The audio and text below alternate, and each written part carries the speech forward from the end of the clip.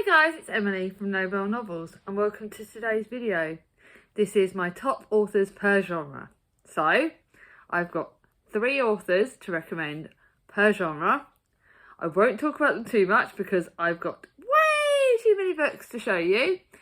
But I wanted to shout out all these authors because I think on my birthday month I thought, what better than to shout out authors of all the different genres.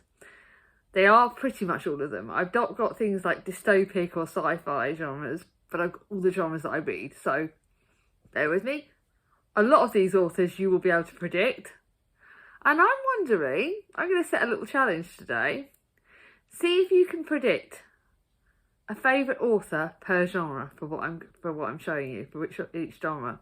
So when I go into the genres, start having a think, or maybe even jot down if you want. It's up to you, it's a fun game. Just to see if you can see how many of the favourite authors per genre you'll be able to guess. And I hope I can match. I'm sure you all know me so well that a lot of these you'll guess. So I will start off with my 2 favourite genres: historical fiction and contemporary. Seeing as the historical fiction are right next to me, I'll start off with those, and I will show you 3 authors that I love. The first one is going to be an obvious guess. That's Philippa Gregory. I love her Plantagenet series, but I also really loved Tidelands. This was a book I read a couple of years ago, 2-3 years ago, and it was one of my favourite books of the year that year. Charlie from Charles Heathcote gave me this a couple of years ago, and I thoroughly loved it. I love her Plantagenet Tudor series, but I also love Tidelands and Dark Tides a lot. So she's a great author. She's got another few series that I will read at some point, but these 2 series are 2 of my favourites. And that is the Tidelands series and the Plantagenet series. So if you like books on Tudor, I will say with her Plantagenet series, it is a lot of fictional information rather than factual information. She's more fiction than non-fiction on that, okay? But she's a great author. For my wartime historical fiction, I recommend Elena Burris because she writes amazing series. She's got the Woolworth series, which is absolutely flipping amazing. I think it's like 4 or 5 books in this series. She's got a new one that's coming out in April or the end of March. No, middle of March, which I will be buying, which is it's more about the Woolworth Girls' daughters, so the next generation. She's also got Mother Forever, which is a prequel to this series. She's got the Patchwork Family, which was one of my favourite books of last year. And she's also got the Tea Shop Girl series. I think that's it, but I love her work. I will always pick up her work. She's also an absolute lovely lady as well, so definitely shout her out. This is a book that I've not read, but I love Stacey Hall's other 2 works, and that is Mrs. England. I think I may get to this April or May because I really can't wait any longer. I got this for Christmas and I thoroughly loved it, and I bought this myself actually, and it's gorgeous. I loved The Familiars. That was one of my favourite books of a few years ago. Really enjoyed The Foundling, and I'm looking forward to this one. And this copy I've showed you on my January haul. It's stunning. That's the thing I love about hardbacks is this. It's a stunning book. So those are that. Now I'll give you a couple of seconds while I get my books together. What favourite author am I going to mention in my favourite contemporaries? First one's a guess. It is an obvious one, and that's Page Toon. This is Johnny Be Good, which is my second favourite book of hers. My first favourite is her most recent one, which is Someone I Used to Know, although she's got another one coming out next year. Page Toon is my favourite author in the whole wide world. She writes amazing books, which, by the way, I will recommend. Something she pointed out when she did her Instagram lives is it's a good idea to read the books in order of the ones she wrote them in. So Johnny Be Good is her second book. You need to read this before you read Baby Be Mine, which is the sequel to this. Her first book was Lucy in the Sky, I think. Yeah, Lucy in the Sky was her first book. So if you read them in publication order, it's helpful because she does connect books from different books.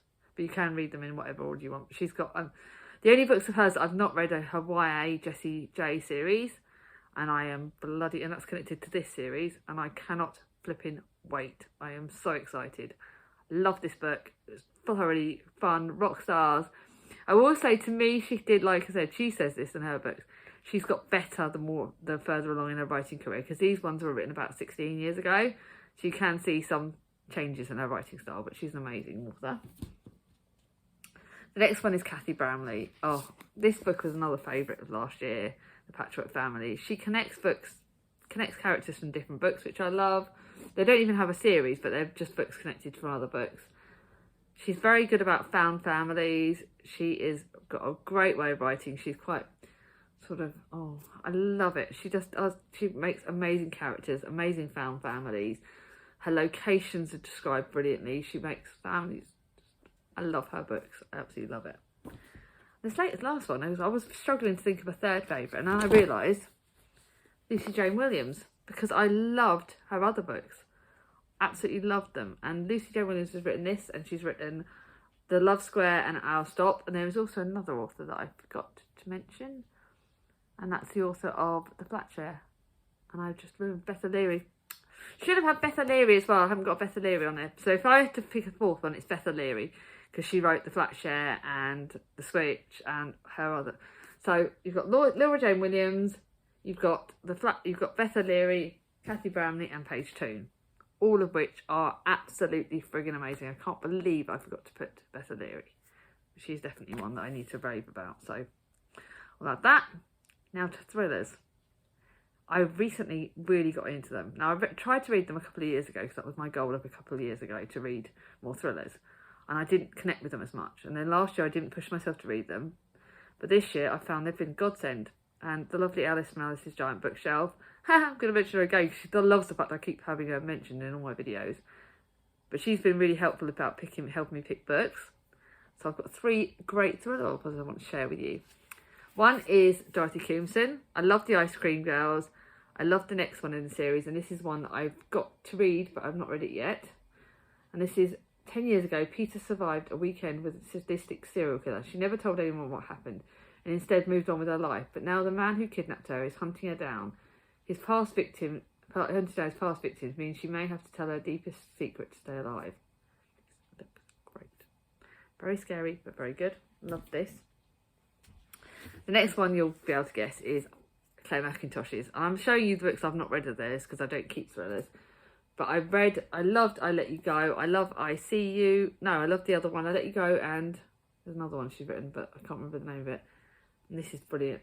I love all her works. I've got so many of her thrillers, and I can't wait to read this one. This one's about Zoe Walker sees her photo in the classifieds. It looks really exciting.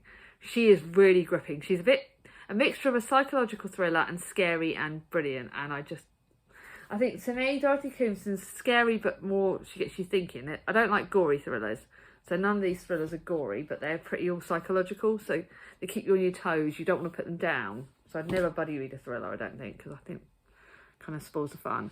Another thriller is a thriller that I'm reading this month, and that by this author, and that's Lisa Jewell. She's written some great thrillers. Hers are really fast-paced. Even though they're massive books, they keep you on your toes. The Family Upstairs was one of my favourite, another brilliant book I read last year or this year. It's bloody good. And literally, I just love all her thrillers. They don't scare me, but they get me all tingly. This one's about, you're back at home after 4 years working abroad. You're keen to find a place of your own, but now you're crashing in your big brother's bedroom. Then you meet the man next door. He's the head teacher at the school. Twice your age, extraordinarily attractive. You find yourself watching him all the time. Now, I've got 3 non-fiction authors. I'm not great on it, so I did have to really think about my non-fiction authors. So they're not the best, because I don't tend to read very much non-fiction, but I am getting there. The first one is one I've got two books by this author, and I don't know if she's writing another book, and that's The Prison Doctor. I love this. I love the next one she wrote, and it really gets you thinking about prisons, and it tells you about what it's like to be a doctor inside, how the NHS works. It's really, really good. So I won't talk to me. This is a book of Cathy Glass that I've not read yet, but I've read so many of Cathy Glass' works. She was an obvious choice for me for non-fiction. I ended up getting 2 copies of this, so I've got to swap this at Baz Books because I've got the second copy. But her books are on foster care, and they're bloody good. They're absolutely incredible. Quite good to find in charity shops, and I really love them. The next one is Matt Haig, who writes a lot of YA apparently, but I found his non-fiction books on mental health were fan-flipping-tastic. He's really smashed it out of the park. I think he's brilliant. And this one here is one of the only non-fiction books I've got on mental health that I kept. And I plan to reread this, because my mum and my sister got it for me. But it was one of my best books. Absolutely loved it. So now I've got to my classics. Now you'll be able to predict at least one of these, I know. And no, it isn't. I will say it's not Emily Bronte because she's only written one book. So I had to kind of pick a book that I've read more than one or two of. So here we go. Are you ready? First one's Daphne du Maurier. Not what I expected. A couple of years ago, if you would have asked me what my favourite authors would be for classics, you wouldn't have predicted her. But I loved Jamaica Inn. I love my new copy that I bought. Loved Rebecca. Loved Frenchman's Creek. My Cousin Rachel I didn't enjoy as much. I've got one of her ones that I'm reading this month. When I say Jamaica Inn's brilliant, it's just absolutely, it's more of a modern classic, I believe. But it is so good. It's so dark and mysterious and just, oh my God, it is the best book ever. It's one of, I think it's going to go down as one of my best books ever, I think. I might do a video. Would you like me to do a best books ever list? Let me know in the comments below.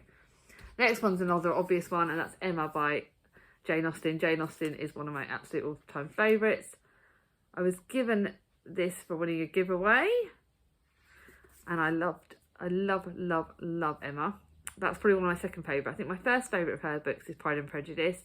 Second favourite is Emma. I think I've done a video on my rankings of Jane Austen's works.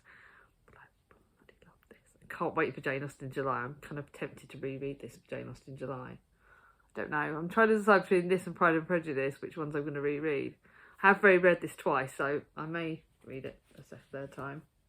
That's the thing, when you read books like millions of times, it shows you how much you love them because you get more out of them each time. I love Jane Austen's works. They're so, so good. Her characters are amazing. Emma is just, oh my God, I loved it. I loved Emma. I loved Pride and Prejudice. I enjoyed Mansfield Park. I didn't enjoy Sense and Sensibility as much. There's another one that she wrote that I loved, but I can't remember. But I just love Jane Austen's works. This copy is absolutely gorgeous. It's just like, it's just absolutely stunning. I love my Wordsworth Classics editions. Yeah, I love that. The next one's an obvious one. It's Elizabeth Gaskill. And Wives and Daughters is my favourite of hers. Kind of battered that book a little bit, but it's a gorgeous, gorgeous book. Love that. Loved Elizabeth Gaskill's work. To me, Wives and Daughters and North and South are my two favourites, but they're books I am definitely going to be I think North and South might get reread this year. For October. Maybe my reread. Although I'm rereading Tent of Wild Pearl for my read along, so don't know how that will go, but there you go. The next two genres are age-related genres, so I've got YA and middle grade. I don't read a huge amount of either of them, so I've picked three authors that I do enjoy, and one of them I couldn't believe I didn't pick the first time. I had to double check. One of them is Holly Bourne, and this is the novella for the Spinsters trilogy, and I did love the Spinsters trilogy. She's written another few that I've really enjoyed, but I am going through a bit of a hit and miss with YA. So, but this was a brilliant way of wrapping up the Spinsters trilogy. I really enjoyed this, and I got this as a gift from a subscriber. Next one is, this is going to be the obvious one, Bridget Kevin. My favourite book. This is again could be a favourite book ever. Curse of Dark and Lonely. It's the first in the series. She's got another couple of series, one series that she started that was published last year, and that was the Defy the Night series. She's got another series that's connected to the Cursebreaker series, but isn't the Cursebreaker series, and that's coming out in April. I will be getting that, no question, April or May, I'll be getting that. This is brilliant. This has got disability rep in it. It's amazing. It was my first sort of tempting into YA fantasy, and I absolutely loved it. Next one's an obvious one for you. Mallory Blackman, the Noughts and Crosses series. This is probably going to be one of my favourite series of all time, and my copy of this does not match the other copies. But I love Noughts and Crosses. I read it ages ago. I read the series last year. Loved it. It's exciting. It's fantastic. I didn't want the series to end. I knew it had to end at some point, but it's bloody good. I absolutely loved it. Now for my three middle grade. One of these you'll be able to predict. At least one of these I think you'll be able to predict. The first one is Sophie Anderson. I have read all three of her books, and she's got a fourth one coming out this year. I haven't got my own copy of The House of Chicken though, because I read it for my sister Charlie, and I want my own copy now, so I need to look for it in the charity shops. They call me Yanka the bear, not because of where I was found, but only a few people know about that. Found abandoned in a bear cave as a baby, Yanka has always wondered where she is from. I just can't describe it. I love all her books. I can't wait for her next one. I think she's an independent author, but it's magical fairy tales inspired in I think it's like Russian. Oh, it's dangerous if it is, but it's just, oh, it's gorgeous. I absolutely love it. Absolutely love this book. It was just a gorgeous book, and she's great. The next one is one that I'm currently reading, Michelle Harrison's fourth. This is the Pinch of Magic series. This is the only sort of ones of hers I've read, the Pinch of Magic series, but they're bloody good.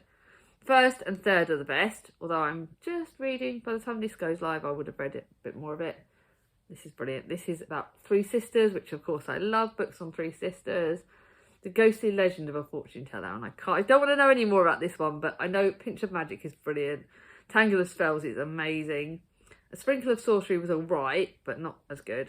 But this one's looking good. So I love that. The last little book. And this is probably one of my favourite copies, one of my favourite middle grade books, and that is A Secret of Birds and Bones by Kira Milgard Hargreaves. I love her adult book, The Mercies. I've got a few of these, her middle grade books, and I love them. I've got Girl of Ink and Stars. I've got another couple of her books. I think I've given Mia one, and I want to get my own copies of a few more. But her middle grade books are brilliant. They're fantasy-ish, exciting. This is one of my... Oh, I got sent this for a read-along. I'm keeping it. I don't keep very many books. You know I don't keep. It takes a lot. But this is one of the most gorgeous books I've even got. Look at that. Oh, I got this for a read-along, and I just... Sophia lives outside the city of Siena with her mum, a little brother Ermine, and their pet crow Corbeth. Her mother is a bone binder, famous for keepsakes and charms. And then something happened, and it's exciting. And Kira Milgard, apparently I've got to read her book Julia the Shark, which if I see that, I'll get that. Actually, it needs to go on my Amazon wish list, but I love Kira Milgard's books. So that's it. I'm thinking I'm not actually going to put in my thumbnail, well, you would have seen the thumbnail, so I don't know why I'm saying this now, but I'm not going to put the books facing so you guys can see any of them. But it was a really fun video to make, and it's not as long as I thought, which is good. No one likes very long videos. But I hope you've enjoyed this. I hope this has given you some recommendations of some great authors. If you like this video, give it a thumbs up. If you're new to my channel, not subscribed yet, ring on my ding-a-ling, and I'll see you all soon. Bye bye.